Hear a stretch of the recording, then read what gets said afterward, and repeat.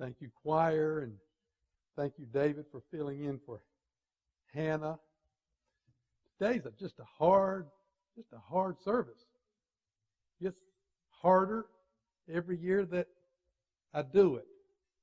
Every year that we do it.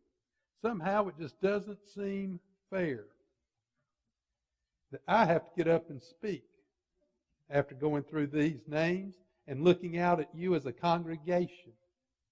I see the tears. I shed them myself. Sometimes it just doesn't seem fair. Those are words that we've said, words that we thought, when the one that we loved so dearly as a mother, our brother, our father, our sibling, our family member was diagnosed. Or maybe they weren't diagnosed, they just went to sleep. But somehow it just doesn't seem fair. Nor does it seem fair, and in our minds we would say, nor was it fair that Christ had to give His life that we could gather here today. But He said, remember. We even have those words inscribed on the table today that holds this urn with the roses. Remember. Jesus said, do this in remembrance of me, and today we gather here to worship, remembering Him and remembering those whose names we called, and the hundreds, thousands of names that weren't called, but we remember. Remember. It's a good word and a good way to live, I believe. The kind of remembering we do on Memorial Day, tomorrow, and on our Memorial Day Sunday, though, can be an uncomfortable remembering, yet a necessary discipline. A practice that forges vision and distills within us wisdom. It invokes in us both a gut check and a reality check. In her book, The Road Mender, Margaret Fairless Barber suggests to look backward for a while is to refresh the eye, to restore the eye, and to render it the more fit for its prime function, which is looking forward. You all will remember Kurt Wachtel, our minister of music, for some 20 plus years. Kurt sang well and he directed well, but Kurt didn't play very well. But I remember there was a day when we gathered in this room to celebrate one's life. He was just a young boy. Kurt was asked to sing a song. And Kurt asked if he could play it while he sung it.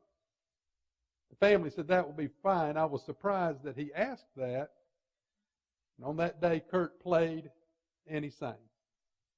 I asked him afterwards, I said, so why did you play and sing today? He said, because I don't play well. Which meant when I sat at the keys today, I had to stare at the words. I had to stare at the notes. I kept my head down the whole time and I played because I couldn't look at the congregation that was out there. Today we look back. We look back and I look out at you all and we remember. We remember the day we gathered in this room and celebrated her life or his life. We remember the difference that he made in our lives and that she made in our lives. We remember the difference she continues to make. We remember the way that he continues to speak to us, and that's a good thing. Because when we fail to remember the sacrifices of those who came before us, we succumb to a convenient amnesia that eventually robs succeeding generations. Tell the stories. Remember the stories and tell the stories of those who came and shaped your lives, for certainly they will shape the lives of those generations that come after us. When we fail to remember, it creates a contagious apathy that leads to a neglect of our freedom and our faith and our citizenship as Americans and certainly as followers of Jesus Christ. In her book, Leaving Church, Barbara Brown Taylor, an incredible preacher, tells the story of when she left her church office, her desk where she was pastor, for the last time. She gave up being a pastor for being a chicken farmer. And some days I'd probably like to follow in her footsteps. Taylor says she packed up the things that were in her office at the little Episcopal church. They were in the moving van and she was driving away from the church. Something in the van shifted and hit the mirror. It shattered the mirror. She said, for the next 2.5 hours as I drove to my destination, each time I looked in the mirror, all I saw was splinters of glass. Sometimes when we look back, we just see those splinters of glass, and it causes us to tear up a bit.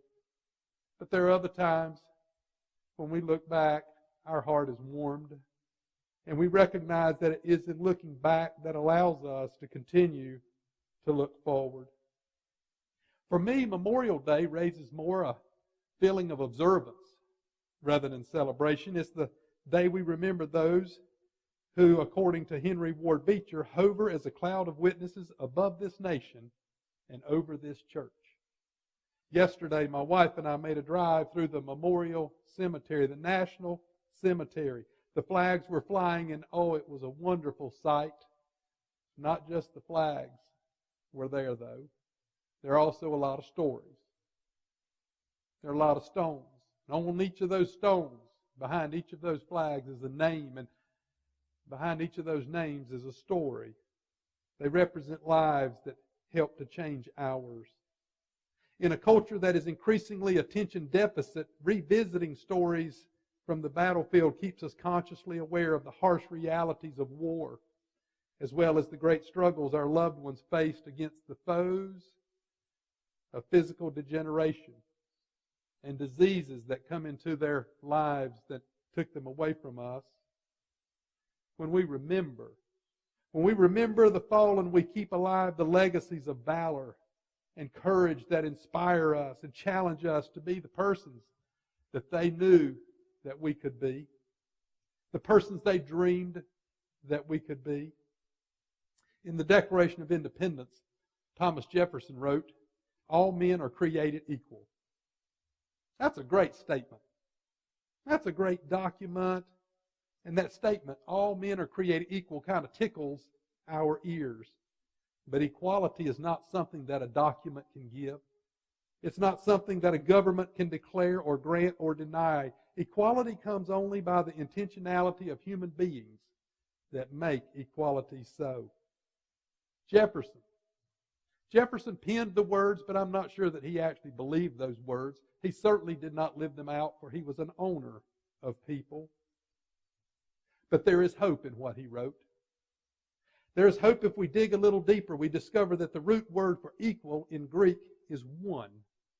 So not only are all men created equal, as Jefferson wrote, but according to God, and we believe that all people are created one. You see, as human beings, we have more in common than in conflict. And it is precisely when we have so much in conflict that love must maintain what we have in common, rather than allowing our conflict to dissolve our family connection. The oldest story in the Bible, one of the oldest stories in the Bible, Cain and Abel. It illustrates that violence stems from seeing other people as alien and from counting the interests of others inconsequential compared to our own importance. When asked by God, "Where is Abel, your brother?" a guilt-ridden Cain threw a question up to God. Am I my brother's keeper? It is a question that comes to us today. Am I my brother's keeper? No. No. I am not my brother's keeper. You are not your brother's keeper. We are called by Christ to be our brother's brother, to be our brother's sister, to be our sister's brother, and to be our sister's sister. Human unity is not something we are called to create, but to recognize and to live into. God made us family. It's time, I believe, that we stop trying to put asunder what God has joined together. The Apostle Paul affirms it metaphorically when he writes, "The eye cannot say to the hand, I have no need of you, Nor again can the hand say to the foot, I have no need of you. You see, Paul views the world holistically. It's not me against you, Paul says, but it's you and me against whatever evil divides us. So whatever we do for the sake of the world, for God's word says that God so loved the world. The world is God's first love. And it's time for us, I believe, as followers of Jesus, to do the best we can to make God the world's first love. You see, the very essence of God is love. So convinced of such was the German mystic Angelus Silesius that he declared to write, if God ceased to think of me, God would cease to exist. I admire the gall and the absolute certainty that it takes to make a statement like that, but even more so to live it out. We say around here, love does, and we applaud those that do it. We're happy to be a part of a church that does it. As a matter of fact, most of us probably would not want to be a part of a church that didn't do it. But to Jesus, the integrity of love is what's most important, not just the words. So Jesus looks at us, and he asks us, as he asked Peter on that day by the seashore, do you love me? Do you really love me? Everything we do should be done for one reason, and one reason alone. And that's to manifest the love of God that we see in the face of Jesus Christ. I said last Sunday that Jesus is agape, God's absolute, unselfish, sacrificial love personified. It is the mission of this church, and each one of us as followers of Jesus, to be God's love organized. To love our brothers and our sisters and our neighbors, yes, and even our enemy as ourselves. And if we do that, we will see God's kingdom come to ILM and around the world. We turn on the television, we look at the computer screens, and we see the things that happen around the world, and it breaks our hearts. It makes us angry. We think God's kingdom really could come to the world? Jim, you've lost your mind. And if not, we couldn't afford to do it. It's an awfully expensive thing. It's an awfully ambitious thing. It's an awfully radical thing. So was Jesus. Leonard Bernstein once wrote of Beethoven, and I think both of those guys have a little something to do with music. Bernstein wrote of Beethoven, he broke all the rules and turned out pieces of breathtaking rightness. The Apostle Paul writes to us. He pens these words, for this reason I bow on my knees before God the Father, from whom every family in heaven and on earth is named, that according to the riches of His glory He may grant you to be strengthened with might through His Spirit in the inner person, and that Christ may dwell in your hearts through faith, that you, being rooted and grounded in love, may have power to comprehend with all the saints what is the breadth and length and height and depth, and to know the love of Christ, which surpasses knowledge, that you may be filled with all the fullness of God. That is great news. Brother and sister. You heard David say those words several times as he read that passage from 1 John. They're words that conjure up for us a variety of emotional and mental responses. Warmth and tenderness and loyalty and bitterness and jealousy and anger and envy. Jesus says we should substitute brother and sister for all the other derogatory terms that we've learned to call other people, now that we've realized how much Jesus loves them. All the names that express passion and prejudice and suspicion and selfishness and contempt and dislike dissipate from our vocabulary and the way we live when we make Christ first in our lives. For if they don't, then we contradict the gospel and we deny our relationship with God and with our brothers and sisters in our family. You see, God's family is rooted in three little words. Love one another. But oh, they can be so hard to do. Last Tuesday night I had a dream. I say it was a dream. Maybe it was a nightmare. Either way, I was asleep, and it was happening. I found myself in the middle of this vivid experience. It was as real to me as anything I've ever lived in my 57 years. It was one of those dreams that was so real to me that it began to kind of consume me. Evidently, it was consuming my wife. She woke me up. She said, I may as well have. You woke me up with the groaning and the moaning and the kicking and the talking and back and forth and back and forth. She woke me up. You know, sometimes we have those dreams, good dreams, wonderful dreams. We wake up in the morning and we remember there was something good that happened while we were asleep, but we couldn't remember what it was. This is one that I'll probably never forget. Evidently there was something going on within me, or maybe something going on within God. It was a friendly voice. It began not as something I could see, but a friendly voice. A voice that invited me to come over and spend the night. I wasn't homesick at all. I was ready to go. As a matter of fact, the voice led me to the house. I could see the house. It wasn't just a house. It was a big house. It was the big house. It was a mansion. I was excited to know that I was going to spend the night in the mansion. And the voice opened the door and invited me in, and I went in. And when I went in, there were stairs. I went up the stairs, and there was a hallway, and I started down the hallway, and there were doors on either side of the hallway. I walked, and I walked. The doors had names on them. And then I got to one that had my name on it. And I went in.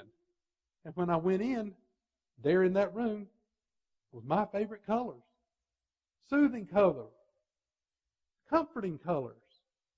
And there was the sound of spa-like music. You know, that music that sets you at ease. The room was decorated beautifully, just the way I think I would have liked for the room to have been decorated. And then there was my bed. It was set over next to the wall. There was my bed. It looked more like a cloud than a bed. I laid down in it, and it was more comfortable than a bed. It was just like a cloud. I got comfortable there, and I fell asleep. That soft music that I heard just made me go right off to sleep. I slept for a while. Until I started hearing noises. Noises from the next room. It wasn't noises like you hear in a hotel room when the people next door are up too late, you know, glasses and clanging and banging, the television playing, people shouting loudly. No, it wasn't that type of thing. It was like, as comfortable as I was in my room, they were that uncomfortable in theirs.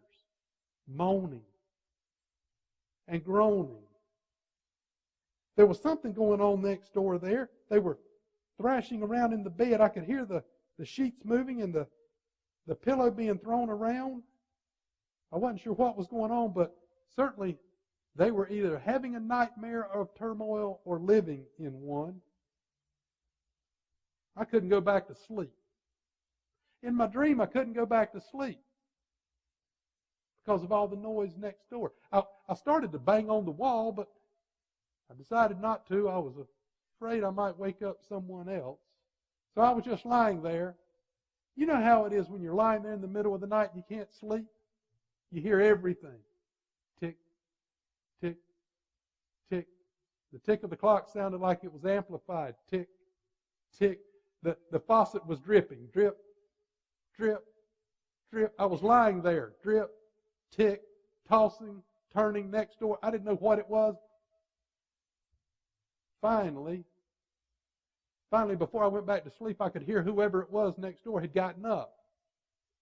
They'd gotten up and they started moving around in their room. I could hear them getting dressed. I thought, who in the world is it in this beautiful mansion where there's rest and comfort and peace and joy? Who in the world is it? I heard the door open, the door to the hallway, and so I went to my door. I jumped out of my bed, I went to my door, and I flung the door open. And when I flung the door open, there it was.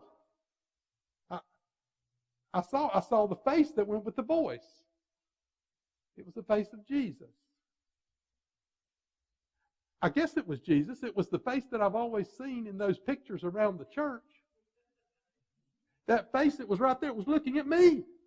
And I don't know how much distance there was between my face and his face, but they were there. I don't know how much distance there were from my eyes to his eyes, but his eyes seemed to to look right into mine and right into my mind and right into my heart. I couldn't say anything. I just stood there and stared. And he stared. It seemed like it went on forever. And then, you know me, I spoke.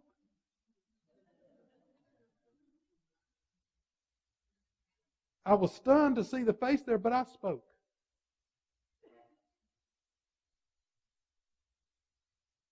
Come to me, all who labor and are heavy laden, heavy burden, and I will give you rest, I said to him.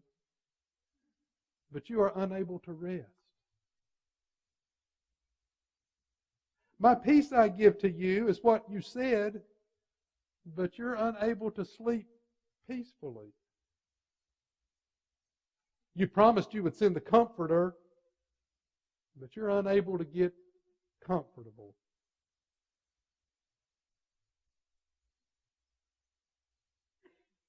What's wrong? And then he broke the silence and he spoke. Jesus said, I'm sorry. I'm sorry I kept you up. I couldn't sleep, he said. All I could see and think about is my children down there. And he pointed. My children down there who are ignoring one another. I couldn't sleep because I see my children down there fighting one another and using one another and abusing one another and hurting one another. I see my children down there, they're killing one another, and I cannot sleep. And then he looked at me and he said, I sent you to make a difference. How are you doing?